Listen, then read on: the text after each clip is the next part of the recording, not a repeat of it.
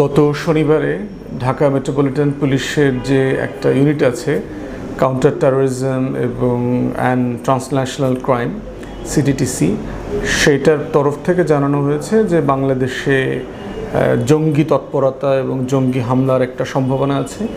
Recently একজনকে গ্রেফতার করা হয়েছে, তার সাথে আবার অবসরপ্রাপ্ত দুজন সেনা সদস্যের যোগাযোগ আছে। এই ধরনের কথাবার্তাগুলো এসছে। একটা সমাজে যে কোনো ধরনের প্রান্তিক চিন্তা থাকাটা অস্বাভাবিক কিছু না, এটা সব সমাজে আছে, সব সমাজেই এবং বিভিন্ন নামে বেনামে আছে, বিভিন্ন আইডিয়াকে কেন্দ্র করে আছে। যেমন বাংলাদেশে একসময় আমরা দেখেছি যে পূর্ব বাংলা কমিউনিস্ট পার্টি, নকশালি মুভমেন্ট যেটা ছিল, তারা বাম রাজনীতি করেছেন এবং সেটা সশস্ত্র পন্থায় করেছেন এবং হাজার হাজার মানুষ খুন করেছেন। সর্বহারা পার্টি ছিল, জাসদ অস্ত্র হাতে তুলে নিয়েছিল, জাসদের গণবাহিনী ছিল যারা সশস্ত্র বিপ্লব করবেন বলে শেখ মুজিবের শাসনে চরমভাবে সরকারকে চ্যালেঞ্জ করেছেন। তো সেই রকম অনেকগুলো ফেনোমেনা ইতিমধ্যে আমরা দেখেছি যে বাংলাদেশে প্রান্তিক রাজনৈতিক ধর্মীয় চিন্তার জায়গা বিভিন্ন সময় ছিল। 2001-এর পরে 9/11-এর ঘটনার পরে সারা দুনিয়াতেই দেখলাম মুসলিম বিশ্বে সাডেনলি ধর্মীয় প্রান্তিকতার জায়গাগুলো এক্সপোজড হতে লাগলো এবং সেটার একটা রাজনৈতিক মাত্রা ছিল। আব্দুর রহমান, বাংলা ভাই, তারপরে হচ্ছে হুজি, এই ধরনের বিভিন্ন সংগঠন বেশ সক্রিয় দেখলাম এবং উত্তরাঞ্চলে বিভিন্ন জায়গায় তারা এসছে। এবং মজার ব্যাপার যেটা ছিল, এদের অলমোস্ট সবাই ভারতে ট্রেন্ড। বিভিন্ন ইনফরমেশন, তথ্য, যে ডকুমেন্টেশন আসছে, তাদের জবানবন্দি ছিল, তারা সবাই এটা বলেছে এবং এই তথ্যটা আসছে, তারা সবাই ভারতে ট্রেন্ড, দেরাদুনে ট্রেনিং নিয়েছে, অস্ত্র পেয়েছে। আবার বিএনপিরই কোনো এমপি মন্ত্রী সেই সময় তাদেরকে রাজশাহী অঞ্চলে, খুলনা অঞ্চলে তাদেরকে স্পেস দিয়েছে, তাদেরকে এই কর্মকাণ্ডগুলো করতে দিয়েছে এবং লোকালি তারা জনপ্রিয় ছিল। এখন প্রশ্ন হচ্ছে যে এই প্রান্তিক চিন্তাগুলো একটা সমাজে থাকাটা যেমন স্বাভাবিক, প্রশ্ন হচ্ছে যতটুকু আমাদেরকে বলা হচ্ছে আছে এই মাত্রাটা আসলে সত্য কিনা। এবং যেই ঘটনাগুলো আমরা গত আওয়ামী আমলে দেখেছি যে কিভাবে নাটক করা হয়েছে, শিক্ষিত ভদ্র সিম্পলি নামাজি মানুষ ধরে নিয়ে দাড়ি টাড়ি বড় করে তাকে কালো পাগড়ি পরায় নাটক করে তাকে জঙ্গি বানানো হয়েছে। তারপরে আবার একটা বিল্ডিংয়ে নিয়ে আটকে রেখেছে, ওখানে একটা অভিযানের নাটক, ব্রেকিং নিউজ, একদম সিনেমাটিক ওয়েতে করে সেখানে তাদেরকে সবাইকে মেরে ফেলা হয়েছে, কোনো জবাবদিহিতা ছিল না। এবং এই নাটকগুলো মঞ্চস্থ হতে আমরা গত অনেকগুলো বছর দেখেছি।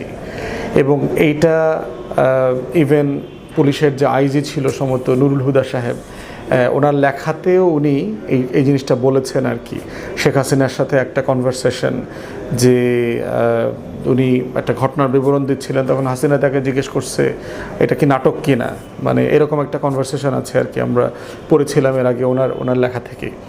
তো সেই দিকে এবং 9/11-এর পরে সারা দুনিয়াতে আমেরিকা যেটা করেছে, পৃথিবীর সবচেয়ে বড় বড় সন্ত্রাসী সংগঠনগুলো তৈরি হওয়ার পিছনে আমেরিকার গোয়েন্দা সংস্থাগুলোর সিরিয়াস হাত আছে, সহযোগিতা আছে।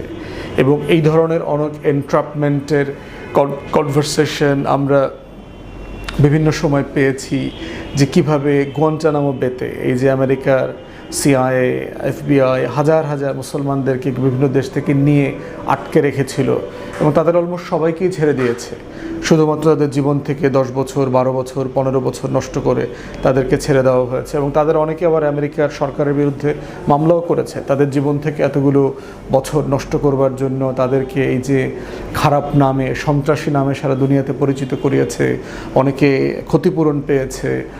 ইউরোপ, আমেরিকাতে এরকম ঘটনা ঘটেছে। তাহলে এই যে গ্লোবাল টেরোরিজমের যে যুদ্ধ, মানে ইসলামের বিরুদ্ধে, মুসলমানদের বিরুদ্ধে, সন্ত্রাসের বিরুদ্ধে অনন্তকালের যুদ্ধের যে ন্যারেটিভ গত 2001 সাল থেকে আমরা সারা দুনিয়াতে দেখেছি, যেটা অফিসিয়ালি এই পলিসিটা ডাম্প করেছে পেন্টাগন, স্টেট ডিপার্টমেন্ট আমেরিকা গত কয়েক বছর আগে। তো সেই বাস্তবতাতে আমাদের এই পুরো টেরোরিজম প্রকল্পটা আমাদেরকে রিভিউ করা দরকার, যে আসলে বাংলাদেশে গত 9/11-এর পর থেকে 2001-এর পর থেকে 2001 থেকে 6 কি হয়েছে, এইটার পরবর্তীতে আওয়ামী আমলে এই যে 17 বছর শেখ হাসিনা কি পরিমাণ নাটক করেছে, পুলিশকে দিয়ে, র্যাবকে দিয়ে, আর্ম ফোর্সেস দিয়ে আমাদের হাজার হাজার তরুণ ছেলেমেয়েদেরকে, মাদ্রাসার ছাত্র, শিক্ষক, তরুণ আলেম ওলামায়ে কেরামদেরকে কীভাবে সন্ত্রাসী বানিয়েছে, দাড়ি টুপিওয়ালাদেরকে একটা ঘৃণিত বস্তু বানিয়েছে, যেটা তাদেরকে হত্যাযোগ্য পর্যন্ত করেছে। এই বয়ানের মাধ্যমে আমরা দেখেছি যে হেফাজতের সমাবেশে 2-2.5 লক্ষ বুলেট ছুঁড়ে শত শত মানুষকে খুন করা হয়েছে। কতজনকে খুন করা হয়েছে, কতজনের লাশ নাই, তার হিসাবটা পর্যন্ত নাই। এটা কি 200-250 অধিকার, তার একটা কাগজে দেখলাম যে 61-62 জনের তালিকা করতে করতে অধিকারের সম্পাদককে তুলে নিয়ে গেছে। আমরা বারবার তত্ত্বাবধায়কের সময় দাবি করেছিলাম যে একটা কমিশন করেন হেফাজতের, শাপলা চত্বরে গণহত্যা কমিশন করে এটার একটা রিয়েল ফ্যাক্ট ফাইন্ডিং হওয়া দরকার আর কি। প্রফেসর ইউনূস ওলামায়ে কেরামদেরকে ডেকে ওয়াদাও দিয়েছিলেন যে জাতিসংঘের অধীনেই তারা একটা ফ্যাক্ট ফাইন্ডিং মিশন করবেন। পরবর্তীতে সেটার আলোর মুখ দেখে নাই।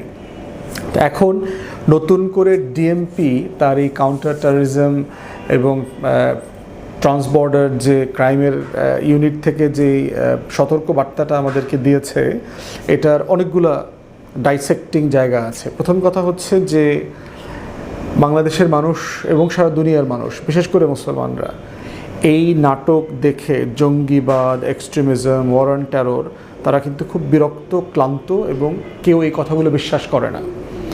এবং সবাই মনে করে, ওভারঅল ইমপ্রেশন হচ্ছে যে একটা বড় ঘটনাকে ঢাকতে ফলস ফ্ল্যাগ অপারেশন করা হয়, একটা বড় রাজনৈতিক জনগোষ্ঠীকে বিব্রত করা, হেয় করা, আন্ডারমাইন করা, তাকে সন্ত্রাসী, জঙ্গি বলে তকমা দেবার চেষ্টার অংশ হিসাবে এই কাজগুলো করা হয়।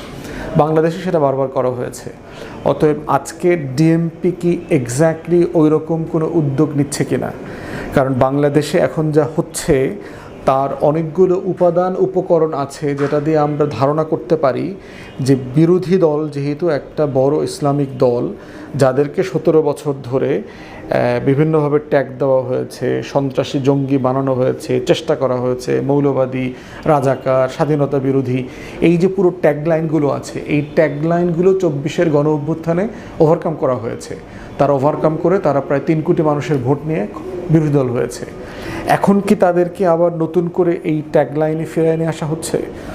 বিএনপির মহাসচিব মির্জা ফখরুল সাহেব যে জামায়াতের রাজনীতি নির্মূল করবার যে ঘোষণা দিয়েছেন, এটাকে সে নির্মূল